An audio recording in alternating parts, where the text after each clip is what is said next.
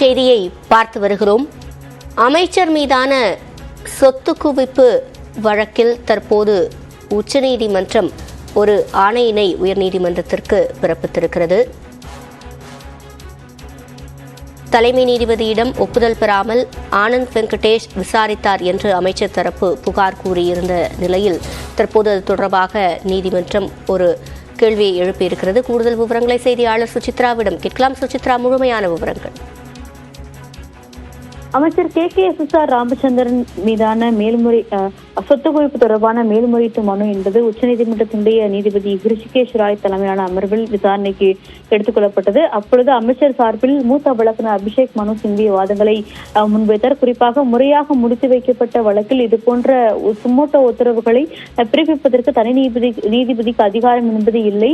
உயர்நீதிமன்றத்தினுடைய தலைமை நீதிபதியினுடைய ஒப்புதல்கள் இல்லாமல் இதுபோன்ற உத்தரவுகளை நீதிபதி ஆனந்த் வெங்கடேஷ் பிறப்பித்திருக்கிறார். எனவே இந்த உத்தரவை ரத்து செய்ய வேண்டும் என்ற ஒரு கோரிக்கை என்பது அமைச்சர் தரப்பில் முன்வைக்கப்பட்டது. மிக முக்கியமாக தனி நீதிபதி ஆனந்த் வெங்கடேஷிற்கு இந்த வழக்கினை விசாரிப்பதற்கான அந்த சுமோட்டோ ரோஸ்டர் என்பது நீதிமன்றத்தால் வழங்கப்படவில்லை. எனவே நடைமுறைகள் பின்பற்றப்படாமல் எடுத்து விசாரித்த வழக்கு தொடர்பான உத்தரவுகளை ரத்து செய்ய வேண்டும் என்ற ஒரு கோரிக்கையை தான் அமைச்சர் தரப்பில் இன்று முன்வைக்கப்பட்டது.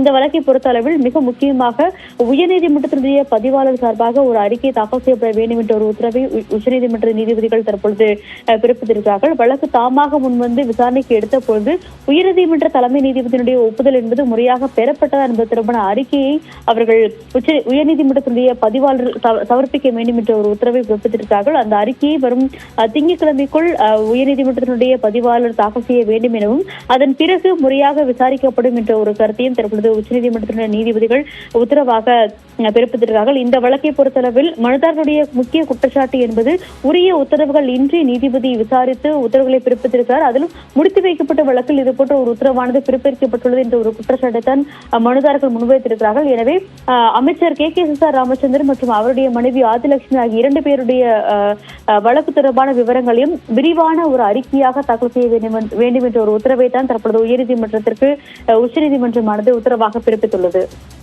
விவரங்களை வழங்கியமைக்கு நன்றி சுசித்ரா.